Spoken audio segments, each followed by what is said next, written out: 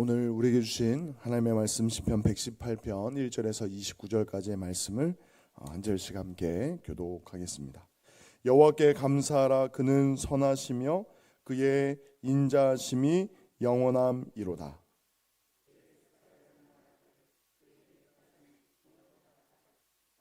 이제 아론의 집은 말하기를 그의 인자하심이 영원하다 할지로다.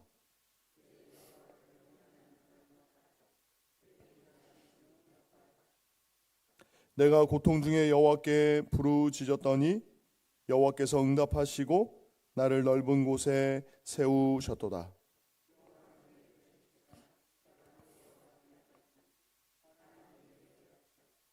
여호와께서 내 편이 되사 나를 돕는 자들 중에 계시니 그러므로 나를 미워하는 자들에게 보응하시는 것을 내가 보리로다.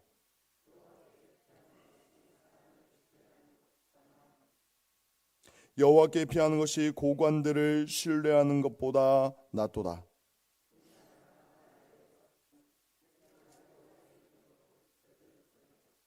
그들이 나를 에워싸고 에워쌌으니 내가 여호와의 이름으로 그들을 끊으리로다.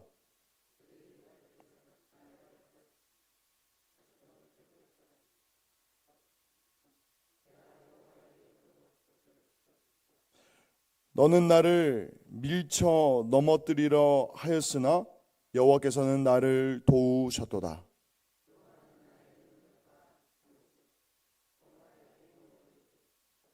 의인들의 장막에는 기쁜 소리, 구원의 소리가 있으며 여호와의 오른손이 권능을 베푸시며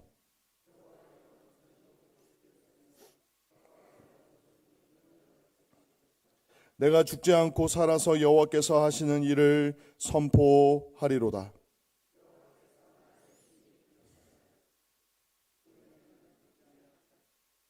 내게 의의 문들을 열지어다. 내가 그리로 들어가서 여호와께 감사하리로다. 주께서 내게 응답하시고 나의 구원이 되셨으니 내가 주께 감사하리이다.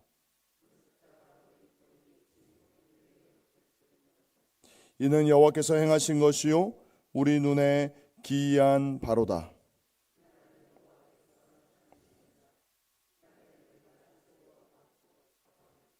여호와여 구하옵나니 이제 구원하소서. 여호와여 우리가 구하옵나니 이제 형통하게 하소서.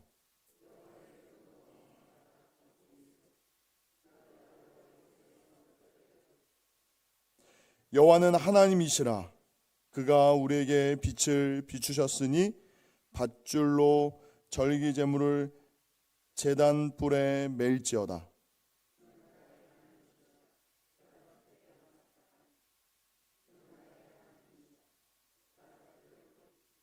함께 읽겠습니다. 여호와께 감사하라. 그는 선하시며 그의 인자하심이 영원함이로다. 아멘. 우리 옆에 분들과 한번 이렇게 인사하겠습니다. 우리는 교회입니다. 우리가 돌봄과 헌신으로 세워지는 송정교회라는 주제를 가지고 계속 새벽마다 기도하는 가운데 이제 2026년 첫 번째 수요 기도회를 우리가 맞이하게 되었습니다. 오늘 설교의 제목을 제가 하나님께 감사하라라는 제목으로 삼아 보았습니다. 여러분들은 감사에 대해서 어떻게 생각을 하십니까?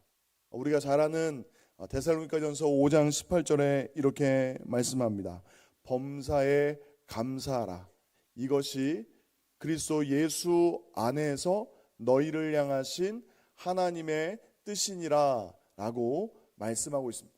여러분들이 잘 아신 대로 감사는 범사, 모든 일에 모든 상황 속에서 해야 한다라고 성경 곳곳에서 우리에게 도전하고 말씀하고 있습니다.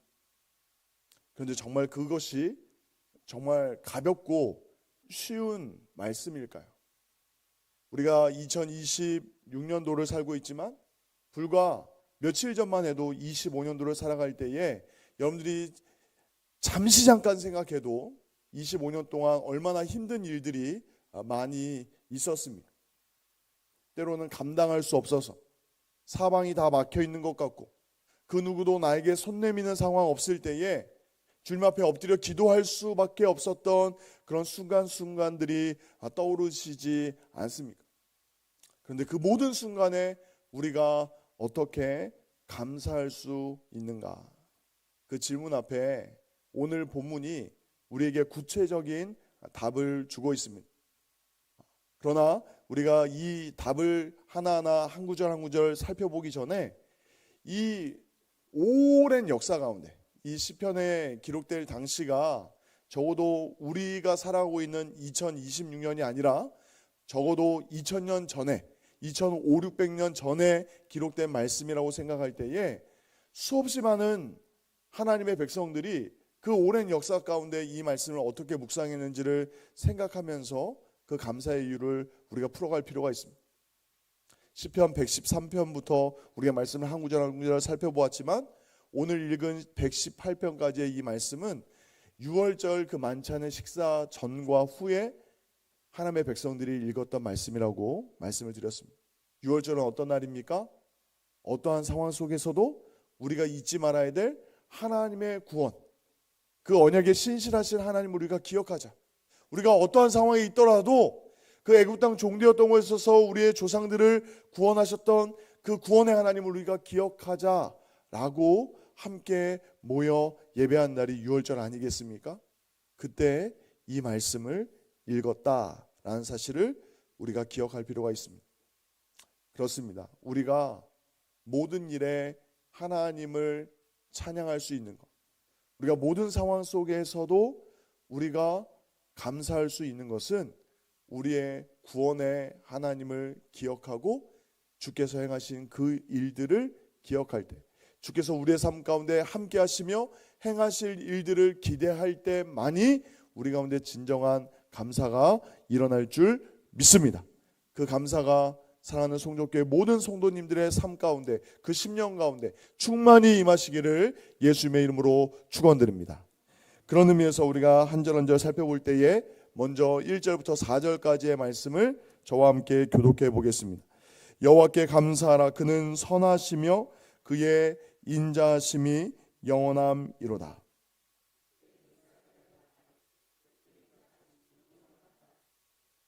이제 아론의 집은 말하기를 그의 인자하심이 영원하다 할지로다.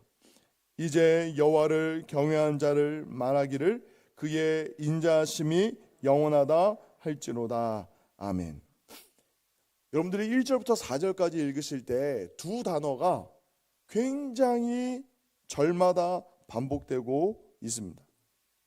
그의 인자하심이, 그의 선하심이 영원하다. 그의 인자하심이 영원하다 할지로다. 그의 인자하심이 영원하다 할지로다. 그의 인자하심이 영원하다 할지로다. 우리는 종종 이 감사를 생각할 때 오해하는 경우가 있습니다. 어떤 오해냐면 우리가 생각할 때에, 우리가 느낄 때에 감사의 조건이라고 생각할 만한 사건이나 일들이 있을 때에, 우리의 기도가 응답될 때에, 우리에게 어떤 좋은 일이 있을 때에, 우리가 정말 하나님을 자랑할 만한 일들이 있을 때에 다른 사람들에게 정말 하나님이 우리의 삶 가운데 살아서 역사하십니다라고 담대하게 선포할 수 있을 만한 그 어떠한 조건과 상황을 염두에 두고 감사를 생각할 때가 많이 있습니다. 제가 지난주 우리 여러분들께서 드리신 그 감사 예물들, 그 기도의 제목들을 하나하나 읽어보는데 마음 한켠에 참 짠한 내용이 있었습니다. 제가 어느 분이라고 말씀을 드릴 수는 없지만 참 누구보다도 그 삶 가운데 고난이 많으셨던 분이에요. 지금도 그 고난을 겪고 계시고 그 아픔 가운데서도, 그 어렵고 힘든 형편 속에서도 감사를 고백하고 계시더라고요. 그 이유가 무엇일까요? 사람들이 볼 때는 지금은 고통과 탄식과 눈물을 흘릴 대로 보이는데 그 성도님의 삶 가운데 감사가 고백될 수 있는 이유가 무엇입니까? 그 인자하심이 영원하기 때문입니다. 그 선하심이 영원하기 때문입니다. 그런데 여러분들 오해하지 마십시오. 오늘 시편의 기자가 하나님의 말씀이 우리의 삶의 현실을 다 배제하고 우리가 겪고 있는 아픔과 고통과 눈물을 다 무시한 채 너 그의 인자하심이 영원하다 말해. 너 그의 인자하심이 영원하다 말해. 너 그의 선하심과 인자하심이 영원하다고 말해. 라고 취조실에 앉혀놓고 겁박하면서 우리를 독촉하는 말씀이 아니다 하는 거죠. 이 시인의 고백, 이 시인의 찬양을 누가 어떻게 이해할 수 있습니까? 저를 한번 따라해 보시겠습니까? 우리의 현실을 하나님의 품 안에 올려놓은 사람. 옛날 어른들이 기도원에서 많이 부르셨던 찬양이 있습니다. 아시지요? 아시지요? 아시지요? 똑같은 반복되는 소절을 그냥 하염없이 울면서 되뇌이시는 분들이 있었습니다.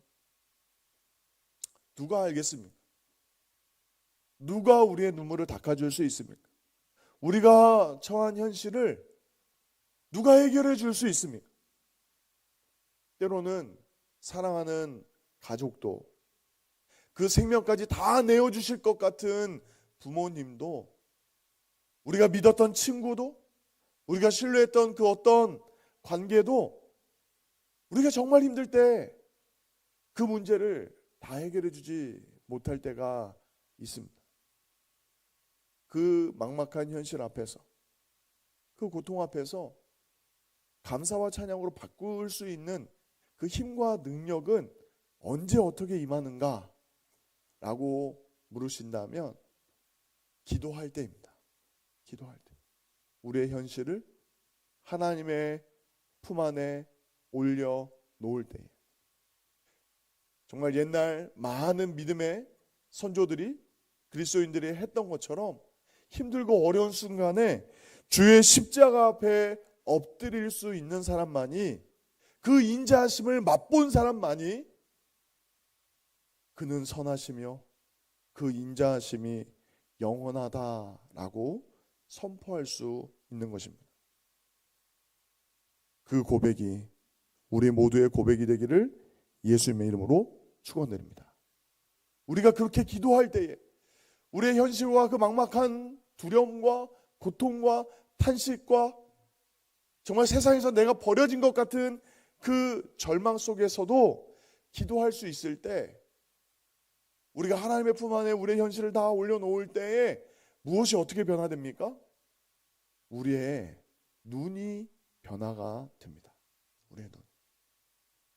현실과 조건은 바뀐 게 하나도 없는데 우리가 믿음의 눈을 들어 살아계신 하나님을 보는 거죠. 믿음의 눈을 들어 막막한 현실을 보는 것이 아니라 그 선하심과 인자심이 영원하신 하나님을 믿음의 눈으로 보는 거죠. 믿음의 눈이 열릴 때에 우리 가운데 감사와 찬양이 열리게 될 줄 믿습니다. 시편 118편 5절은 이어서 이렇게 말씀합니다. 내가 고통 중에 여호와께 부르짖었더니 여호와께서 응답하시고 나를 넓은 곳에 세우셨도다. 고통의 다양한 측면이 있는데, 제가 언젠가 서대문 형무소에 갔을 때에 끔찍한 고문기구를 하나 보았습니다. 다른 게 아니라 뭔가 매질을 하고 때리는 그런 고문기구가 아니라 말 그대로 관짝이에요. 관짝. 사람이 탁 들어가면 꼼짝달싹 할 수 없는 관짝 같은 게 고문기구예요. 정말 그 관짝 같은 고문기구가 복원되어 있습니다. 아직 남아 있어요. 그 서대문 형무소에 옛날 일제 그 경찰들이 우리나라의 독립투사들을 고문할 때 썼던 그 관짝이 복원되어서 남아 있습니다. 그러한 관짝과 같은 현실이 우리 가운데 다가올 때가 있습니다. 너무나 큰 고통 속에 꼼짝달싹 할 수 없는 거죠. 소리도 안 나오는 고통. 불과 12월 전에 우리 차사민 장로님이 이게 너무 통증이 심해가지고 고통 가운데 응급실에 갔다가 다시 집으로 돌아오셨을 때에 우리 당회원 장로님들과 함께 신방을 간 적이 있었습니다. 같이 예배를 드려야 되는데 그 고열과 그 오한이 그 통증이 막 밀려오는 게 너무 고통스러워서 의자 한켠에 그 소파에 몸을 기대어서 우리 장로님이 하늘을 이렇게 바라보고 계시는 거예요. 암투병을 해보시고 수술을 앞두고 보신 분들은 아시겠지만 또 그런 분들을 곁에서 지켜본 여기 성도님들 아시겠지만 할 수 있는 게 없어요. 할 수 있는 게 없어요. 병원에서도 진통제만 처방해주고 돌려보내는 거예요. 돌려보내. 밤새면서 그 고통과 씨름하다가 견딜 수 없어서 응급실에 갔는데 그 고통이 잠시 잠재워졌을 때 세상의 의료진은 다시 돌려보내는 그 고통 중에서 하늘을 바라보며 부르짖는 거죠. 단순한 불편함이 아니라 숨막히는 현실이 우리 곳곳에 찾아올 때가 있다라는 거죠. 그런데 그때 우리가 부르짖어 기도하면 하나님이 어떻게 응답하십니까? 넓은 곳에 세우시는 줄 믿습니다. 사방이 다 막혀 있고 언젠가 구약의 웅덩이는 우리나라의 어떤 구덩이와 달라서 뭔가 손잡고 풀뿌리라도 잡고 나무뿌리라도 잡고 나올 수 있는 그런 구덩이가 아니라고 말씀드렸습니다. 웅덩이입니다. 웅덩이. 석회질이 녹아내려서 호리병처럼 생겨 있어서 던져지면 사방이 어느 곳 하나 기어오를 수 없는 그런 던져진 웅덩이. 그 웅덩이와 같은 현실에 있는 우리의 삶을 사방이 막혀있고 도와줄 리 아무도 없을 그때에 주님이 우리에게 응답하시고 어떻게 하십니까? 우리를 건져내사 넓은 곳에 세우시는 줄 믿습니다. 8절과 9절입니다. 여호와께 피하는 것이 사람을 신뢰하는 것보다 나으며 여호와께 피하는 것이 고관들을 신뢰하는 것보다 낫도다. 정말 인생의 위기 앞에 우리가 사람을 먼저 찾아갈 때가 있습니다. 건강이 위기가 찾아오면 병원을 가야 됩니다. 경제적인 위기가 오면 우리가 금융기관에 문을 두드려야 되는 것이 맞습니다. 또 급한 불을 끄기 위해서라도 주변에 도움을 청할 때도 있습니다. 그러나 우리는 그 모든 순간 속에서 기억해야 됩니다. 우리의 진정한 능력과 구원이 어디에 있는가?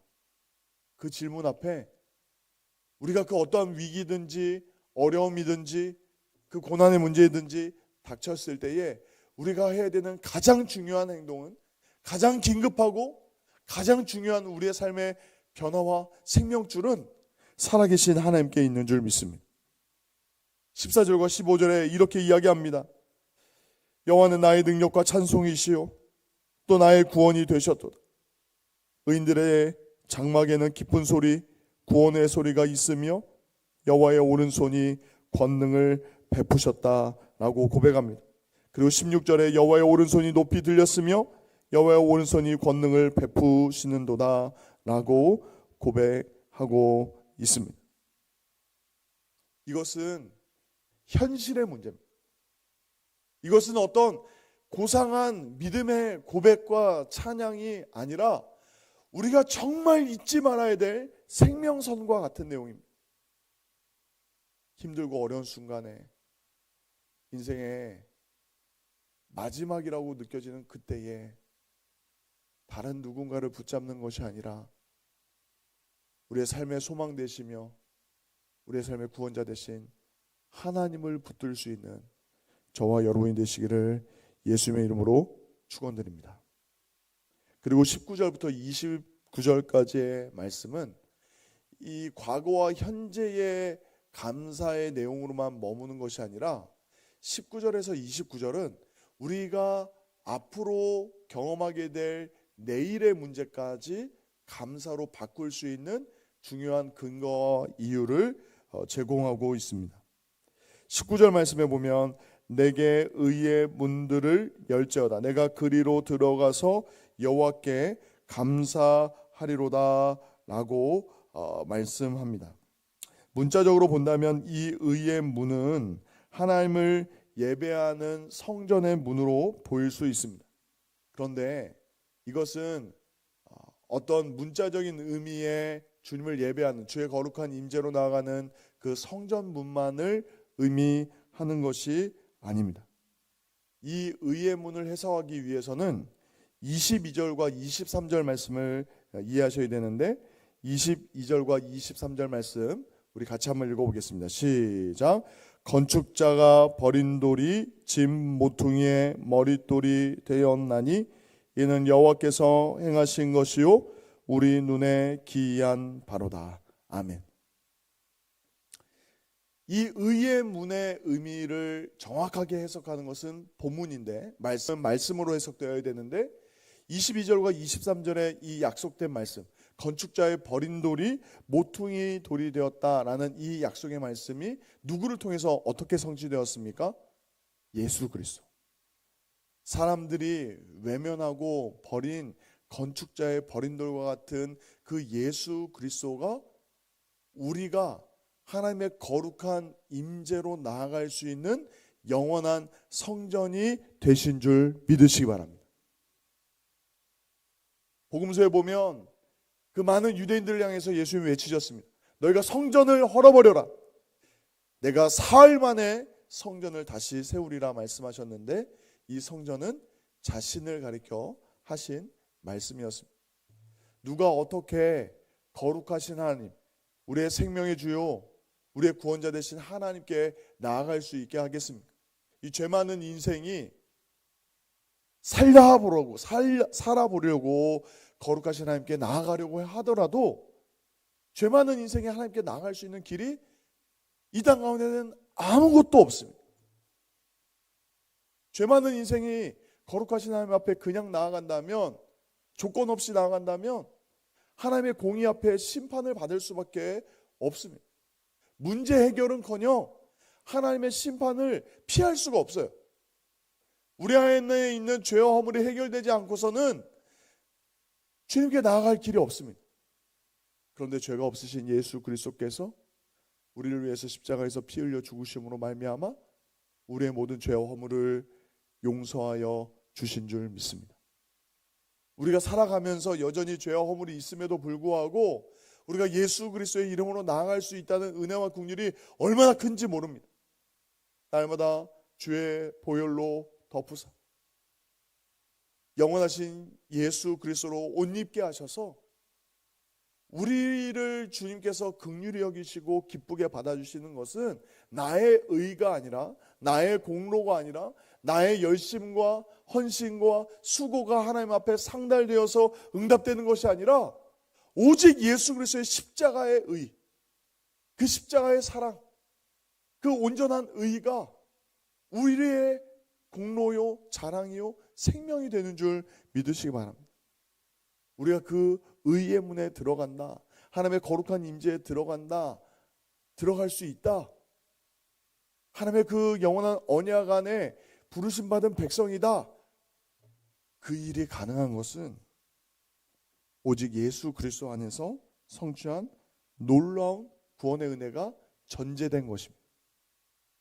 이 시편의 기자는 장차 오실 예수 그리스도를 통하여서, 메시아를 통해서 회복될 하나님과의 관계를 미리 성령의 감동하심 속에 내다보면서 기쁨으로 선포한 거예요. 누가 의의 문을 들어갈 수 있을까? 누가 하나님의 그 거룩한 임재를 온전히 회복하여서 우리로 하여금 그 길로, 그 생명의 길로 안내할 수 있는가? 예수 그리스도가 우리의 구원의 인도자가 되시고 우리의 변함없는 동행자가 되시는 줄 믿습니다. 그 구원의 은혜 속에 하나님의 백성은 찬양할 수밖에 없고 감사할 수밖에 없는 것이죠. 24절에 이렇게 선포합니다. 이 날은 여호와께서 정하신 것이라. 이 날에 우리가 즐거워하고 기뻐하리로다. 이 날은 주님께서 온전히 그 모든 눈물을 닦아주실 그날, 영원한 하나님의 나라가 완성되는 그날, 우리 예수님 다시 오시는 그날에 우리가 경험하게 될 그 완전한 구원의 은혜를 우리는 믿음의 눈으로 바라보며 기뻐하고 찬양하게 되는 것입니다. 우리가 당하고 있는 현실, 우리가 삶의 문제를 가지고 덧셈 뺄셈을 하지 마십시오. 우리가 생각할 때 어떤 우리의 삶의 그래프를 오해하지 마십시오. 하나님께 감사하고 찬양할 만한 일, 기쁘고 행복한 일, 아니면 우리의 감사와 기쁨을 빼앗을 것 같은 아프고 힘든 일, 덧셈 뺄셈을 해서 우리의 삶의 어떤 평균치를, 우리의 삶의 점수를 매기려고 하지 마십시오. 하나님 우리에게 도전하시는 믿음의 도전은 곱하기입니다. 곱하기. 우리가 생각할 때는 우리 인생이 덧셈 뺄셈으로 승부가 나는 것처럼 전전긍긍하고 세상 사람들과 도토리 키제 얘기를 할 때가 있어요. 너희 자녀는 이번 대학이 붙었니? 나는 떨어졌네. 난 마이너스. 넌 플러스. 너 자네 작년 한 해 돈 얼마 벌었어? 흑자야? 플러스. 난 적자네. 마이너스. 그런 덧셈 뺄셈으로 우리의 인생이 규정되는 것이 아닙니다. 저를 한번 따라해 보시겠습니까? 나는 하나님의 자녀입니다. 할렐루야. 우리가 하나님의 자녀라면, 예수 그리스도 안에서 선택받은 하나님의 백성이라면 하나님께서 우리의 인생을 책임지시고 우리를 영원한 구원의 길로 인도하실 줄 믿습니다. 힘들고 어려운 그 고난의 문제를, 우리를 눈물 짓게 하는 삶의 문제를 먼저 해야 될 일이 무엇입니까? 믿음으로 하나님의 품 안에 올려드리는 거예요. 주의 십자가 앞에 내려놓고 납작 엎드리는 거예요. 엎드리는 거예요. 그러면 어떻게 된다고요? 주님께서 우리의 눈을 믿음의 눈으로 변화시켜 주실 줄 믿습니다. 또 궁극적으로는 그 구원이 당장 오늘의 진통제가 아니에요. 그냥 오늘을 견뎌낼 수 있는 마약 같은 진통제가 아니라고요. 영원한 백신입니다. 우리가 썩지 아니할 그 구원의 은혜를 예수 그리스도 안에서 정말 예수 그리스도의 보혈을 힘입어서 우리가 생명으로 살아갈 수 있는 그 구원의 은혜, 그 생명이 우리 가운데 있는 줄 믿습니다. 그렇기 때문에 우리는 감사할 수 있습니다. 마지막으로 시인은 이렇게 고백합니다.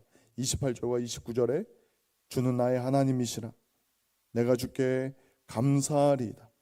주는 나의 하나님이시라. 내가 주를 높이리이다. 여호와께 감사하라.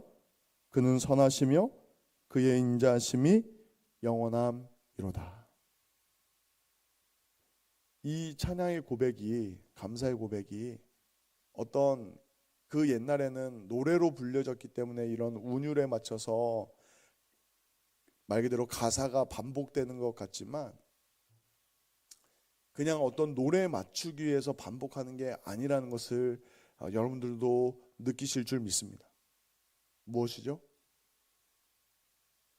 여호와는 주는 나의 하나님이시라. 주는 나의 하나님이시라. 그 선하심과 인자하심을 맛본 주의 백성만이 그의 선하심과 인자하심이 영원하다라고 노래할 수 있는 거죠. 노래할 수 있는 거죠. 그리고 이 시인의 고백은 더 나아가서 우리에게 도전하는 거예요. 정말 맛보셨습니까? 그 선하심과 인자심의 의미를 여러분들은 고백할 수 있습니까? 지금 힘들고 어렵더라도 다시 한번 기도의 자리로 나아가십시오. 그리고 예수 그리스도께서 우리 가운데 베푸신 그 구원의 은혜에 집중하십시오. 그리고 찬양하십시오. 라고 오늘도 변함없이 말씀하고 있습니다. 그 말씀 앞에 믿음으로 반응할 수 있는 진정한 의미의 조건과 상황을 뛰어넘는 주의 인자하심과 선하심으로 말미암아 예수 그리스도 안에서 우리에게 베푸신 놀라운 구원의 은혜로 말미암아 이 평생의 입술의 찬양과 감사가 멈추지 않는 모든 주의 백성들이 되시기를 예수님의 이름으로 축원드립니다.